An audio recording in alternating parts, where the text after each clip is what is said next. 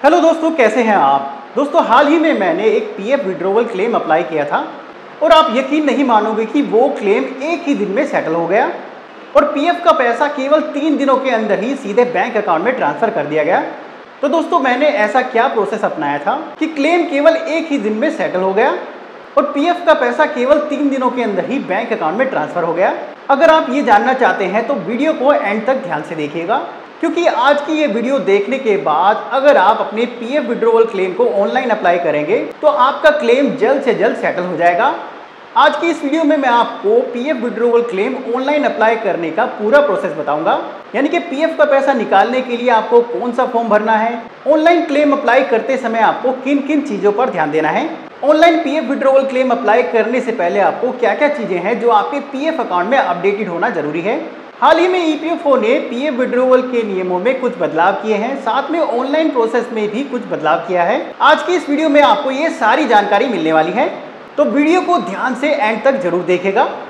दोस्तों, वीडियो शुरू करने से पहले अगर आपने चैनल को अभी तक सब्सक्राइब नहीं किया है तो प्लीज़ सब्सक्राइब जरूर कीजिएगा और प्रेस कीजिएगा बेल बटन को, ताकि फ्यूचर में जब भी मैं ऐसी कोई इंपॉर्टेंट वीडियो डालूं तो उसका नोटिफिकेशन आपको सबसे पहले मिल जाए। दोस्तों, online PF withdrawal claim apply करने के लिए आपकी केवाईसी का आपके पीएफ अकाउंट में अपडेटेड होना बेहद ही इंपॉर्टेंट है। अगर आपके पीएफ अकाउंट में आपकी केवाईसी अपडेटेड नहीं है तो आप ऑनलाइन अपने पीएफ विड्रॉवल क्लेम को अप्लाई नहीं कर सकते हैं। तो सबसे पहले आपको ये चेक करना है कि आपके पीएफ अकाउंट में आपकी केवाईसी अपडेट है या नहीं, यानी कि आपका आधार, आपकी बैंक अकाउंट डिटेल्स, आपका पैन डिटेल्स अपडेट है या नहीं। ऑनलाइन केवाईसी के स्टेटस को कैसे चेक कर सकते हैं ये भी आगे इस वीडियो में आप जानेंगे।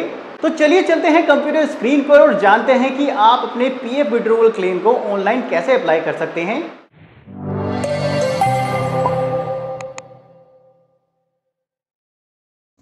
तो सबसे पहले आपको ईपीएफओ की वेबसाइट ओपन करनी है, जिसके लिए आपको सिंपली गूगल में सर्च करना है ईपीएफओ। जैसे ही आप सर्च करेंगे सबसे ऊपर आपको ईपीएफओ वेबसाइट का लिंक दिखाई देगा। उस लिंक पर क्लिक करके आपको ईपीएफओ की वेबसाइट ओपन कर लेनी है। वेबसाइट का लिंक मैं आपको नीचे डिस्क्रिप्शन में भी डाल दूंगा। उस लिंक पर क्लिक करके भी आप वेबसाइट को ओपन कर सकते हैं। जैसे ही वेबसाइट ओपन होगी, राइट हैंड साइड में आप देखेंगे आपको कुछ ऑप्शंस दिखाई देंगे। इन ऑप्शंस में से आपको online claim member account transfer पर क्लिक करना है। जैसे ही आप क्लिक करेंगे एक नई विंडो आपको ओपन हो जाएगी और ईपीएफओ का यूनिफाइड मेंबर पोर्टल खुल के आ जाएगा, जहां पर आपको एक लॉगिन स्क्रीन दिखाई देगी और जहां पर आपको अपनी लॉगिन डिटेल्स के साथ अपने पीएफ अकाउंट में लॉगिन करना होगा। सबसे पहले आपको अपना यूनिवर्सल अकाउंट नंबर भरना है, उसके बाद पासवर्ड को भरना है, उसके बाद कैप्चा कोड यानी कि वेरिफिकेशन कोड को भरना है, उसके बाद साइन इन पर क्लिक करना है। दोस्तों, यहाँ पर आगे बढ़ने से पहले अगर आपके पास आपका यूनिवर्सल अकाउंट नंबर ही नहीं है या फिर आपके पास आपका यूनिवर्सल अकाउंट नंबर तो है पर पासवर्ड नहीं है, तो मैं आपको बता दूं आप अपना यूनिवर्सल अकाउंट नंबर का ऑनलाइन ही पता लगा सकते हैं और यूनिवर्सल अकाउंट नंबर को एक्टिवेट कर ऑनलाइन ही अपने पीएफ पासवर्ड को बना सकते हैं। ये दोनों काम आप कैसे कर सकते हैं उसकी वीडियो का लिंक मैं आपको नीचे डिस्क्रिप्शन में डाल दूंगा, जहां से आप चेकआउट कर सकते हैं। और अगर आपके पास आपका यूनिवर्सल अकाउंट नंबर नहीं है और वो एक्टिवेट नहीं है और आपका पासवर्ड भी नहीं है, तो आप आसानी से वीडियो को देखकर अपने यूनिवर्सल अकाउंट नंबर का पता लगा सकते हैं और उसे एक्टिवेट कर अपने पीएफ पासवर्ड को बना सकते हैं। तो यहाँ पर जैसे ही आप नीचे साइन इन पर क्लिक करेंगे, आपके पीएफ अकाउंट में और आपके आधार कार्ड में रजिस्टर्ड मोबाइल नंबर पर एक ओटीपी भेजा जाएगा। उस ओटीपी को आपको यहाँ पर भरना है। उसके बाद दोबारा से वेरिफिकेशन कोड यानी कि कैप्चा कोड एंटर करना है और नीचे सबमिट पर क्लिक कर देना है। सबमिट पर क्लिक करते ही आपके पीएफ अकाउंट में आपका लॉगिन कंप्लीट हो जाएगा और आपको कुछ इस तरह से डैशबोर्ड दिखाई देगा। यहाँ पर दोस्तों, जैसा कि मैंने वीडियो के स्टार्ट में ही बताया था, अगर आप ऑनलाइन अपने पीएफ अकाउंट से पैसा निकालने के लिए अप्लाई करना चाहते हैं, यानी कि पीएफ विड्रॉवल क्लेम अप्लाई करना चाहते हैं, तो आपके पीएफ अकाउंट में आपकी केवाईसी का अपडेट होना बेहद ही जरूरी है। तो लॉगिन करने के बाद आपको सबसे पहला काम अपने पीएफ अकाउंट की केवाईसी के स्टेटस को चेक करना है। अपने पीएफ अकाउंट की केवाईसी के स्टेटस को चेक करने के लिए आपको ऊपर मेन्यूज में मैनेज पर जाना है और उसमें केवाईसी ऑप्शन को चुनना है।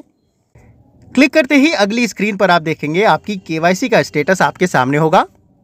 यहाँ पर करंटली एक्टिव केवाईसी के नीचे आप चेक कर सकते हैं कि आपकी कौन कौन सी केवाईसी आपके पीएफ अकाउंट में अपडेटेड है और आपके एम्प्लॉयर द्वारा वेरीफाइड है। अगर केवाईसी के स्टेटस के नीचे ग्रीन कलर में वेरीफाइड लिखा होता है तो इसका मतलब है कि आपके पीएफ अकाउंट में आपकी केवाईसी एकदम अपडेटेड है। दोस्तों यहाँ पर मैं आपको बता दूं कि आधार केवाईसी को अब आपका पीएफ अकाउंट ओपन करते समय ही आपके एम्प्लॉयर द्वारा अपडेट कर दी जाती है। तो आधार केवाईसी को अब दोबारा से अपडेट करने की जरूरत नहीं है। अब आपको केवल अपनी बैंक केवाईसी और पैन केवाईसी को यहाँ पर अपडेट करना होगा। दोस्तों यहाँ पर केवाईसी अपडेशन के अलावा आपको ये भी चेक कर लेना है कि आपके पीएफ अकाउंट की बेसिक डिटेल्स जैसे कि आपका नाम, date of birth, father name, address, ये सारी डिटेल्स आपके केवाईसी डॉक्यूमेंट से मैच है या नहीं। अगर आपकी ये डिटेल्स मैच नहीं है तो आपका क्लेम रिजेक्ट भी किया जा सकता है। तो ये सारी चीज़ें चेक करने के बाद अपना पीएफ विड्रॉवल क्लेम अप्लाई करने के लिए आपको ऊपर मेन्यूज में ऑनलाइन सर्विसेज पर जाना है और इसमें पहले ऑप्शन क्लेम को चुनना है। अगली स्क्रीन आपको कुछ इस तरह से दिखाई देगी। यहाँ पर आपको अपने बैंक अकाउंट नंबर को वेरीफाई करना है। यहाँ पर ब्लैंक बॉक्स में अपने बैंक अकाउंट नंबर को भरना है। यहाँ पर आपको उसी बैंक अकाउंट नंबर को भरना है जो आपने अपनी केवाईसी में अपडेट कराया है। बैंक अकाउंट नंबर भरने के बाद आपको वेरीफाई बटन पर क्लिक करना है। उसके बाद कंफर्मेशन के लिए यहाँ पर येस पर क्लिक करना है। उसके बाद नीचे प्रोसीड टू ऑनलाइन क्लेम पर क्लिक करना है। क्लिक करते ही अगली स्क्रीन आपको कुछ इस तरह से दिखाई देगी। यहाँ पर नीचे आप देखेंगे I want to apply for में आपको अपने पीएफ विड्रॉवल क्लेम फॉर्म को चुनना है। तो यहाँ पर अगर आप पार्शियल पीएफ विड्रॉवल करना चाहते हैं यानी कि नौकरी करते हुए पीएफ का पैसा निकालना चाहते हैं तो यहाँ पर आपको फॉर्म 31 को चुनना है। और अगर आप नौकरी छोड़ने के बाद पीएफ फाइनल सेटलमेंट करना चाहते हैं तो यहाँ आपको दो और फॉर्म दिखाई देंगे, फॉर्म 19 एंड फॉर्म 10C। ये दोनों फॉर्म आपको तभी दिखाई देंगे जब आपकी डेट ऑफ एग्जिट अपडेट हो गई हो। तो यहाँ पर आपको पीएफ विड्रॉवल क्लेम फॉर्म चुनने के बाद जैसे कि यहाँ पर मैंने पीएफ एडवांस फॉर्म 31 को चुन लिया है। उसके बाद सेलेक्ट सर्विसेज के सामने अपनी कंपनी को चुनना है जिसमें से आप पीएफ निकालना चाहते हैं। यहाँ पर अगर आपने एक से ज़्यादा कंपनीज में काम किया है तो सभी की लिस्ट आपको यहाँ पर खुल के आ जाएगी। उसके बाद नीचे purpose for which advance is required, यहाँ पर आपको अपने पीएफ विड्रॉवल के पर्पस को चुनना है। दोस्तों यहीं पर ईपीएफओ ने पीएफ विड्रॉवल के नियमों में बदलाव किया है। यहाँ पर ऑटो सेटलमेंट की लिमिट को बढ़ा दिया है। साथ में ऑटो सेटलमेंट फैसिलिटी में EPFO act rule number 68B के अंतर्गत हाउसिंग और रूल नंबर 68K के अंतर्गत एजुकेशन एंड मैरिज को यहाँ पर इंक्लूड कर दिया है। दोस्तों वैसे तो इस फैसिलिटी को 2020 में इंट्रोड्यूस किया गया था, पर हाल ही में 16 अप्रैल 2024 को रूल नंबर 68J के अंतर्गत मेडिकल कंडीशन में अगर आप पीएफ अकाउंट से पैसा निकालते हैं तो अब आप ऑटो सेटलमेंट फैसिलिटी के अंतर्गत 1 लाख रुपए तक निकाल सकते हैं। यानी कि अब आप 3 पर्पस के अगेंस्ट ऑटो सेटलमेंट फैसिलिटी के अंतर्गत पीएफ अकाउंट से पैसा निकाल सकते हैं। इलनेस के केस में, एजुकेशन और मैरिज के केस में और हाउसिंग के केस में। दोस्तों ऑटो सेटलमेंट फैसिलिटी का ये फायदा है, इसमें जो भी आप क्लेम करते हैं वो ऑटो प्रोसेस किया जाता है। उसमें कोई भी ह्यूमन का इंटरवेन नहीं होता है। क्लेम को ऑटोमेटिकली कंप्यूटर द्वारा ही सेटल कर दिया जाता है, बशर्ते आपके पीएफ अकाउंट में आपकी केवाईसी कंप्लीट हो, आपकी प्रोफाइल आपके केवाईसी डॉक्यूमेंट से मैच हो। तो यहाँ पर मेरे केस में मैं इलनेस को चुन लेता हूँ। उसके बाद आपको जितनी अमाउंट निकालनी है उस अमाउंट को भरना है। उसके बाद आधार कार्ड के अकॉर्डिंग अपने कंप्लीट एड्रेस को भरना है। उसके बाद नीचे आप देखेंगे upload scan copy of cheque oblique passbook के सामने ईपीएफओ ने एक नया बदलाव किया है।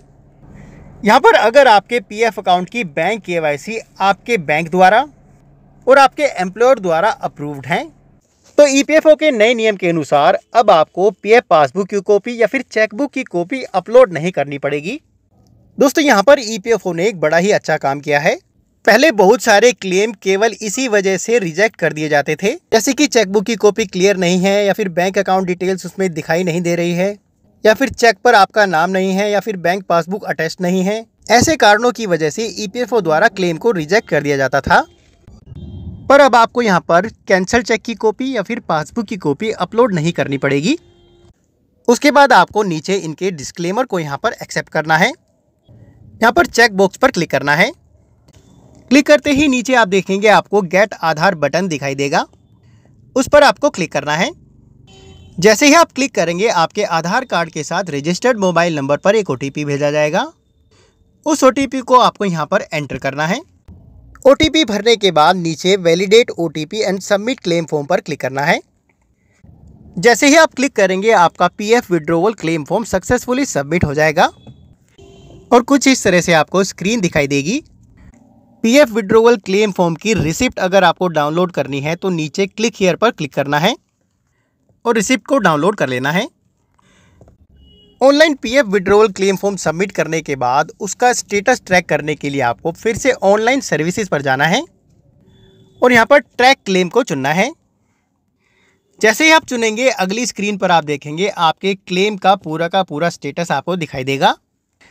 यहाँ पर मेरे केस में आप देखेंगे जैसा कि मैंने बताया था कि मेरा क्लेम एक ही दिन में सेटल कर दिया गया। और जब मैं अपना स्टेटस पीएफ पासबुक पोर्टल पर लॉगिन करने के बाद चेक करता हूँ, यहाँ पर आप क्लियरली देख सकते हैं कि मैंने अपना क्लेम 23 मई 2024 को अप्लाई किया था और 24 मई 2024 को मेरा क्लेम सेटल कर दिया गया और सेटल होने के अगले दिन ही पीएफ का पैसा सीधे बैंक अकाउंट में ट्रांसफर कर दिया गया। तो दोस्तों इस तरीके से आप ईपीएफओ के ऑटो क्लेम रूल की सहायता से अपने पीएफ विड्रॉवल क्लेम को अप्लाई कर सकते हैं और केवल 3 दिनों के अंदर ही अपने पीएफ का पैसा अपने बैंक अकाउंट में ट्रांसफर करा सकते हैं।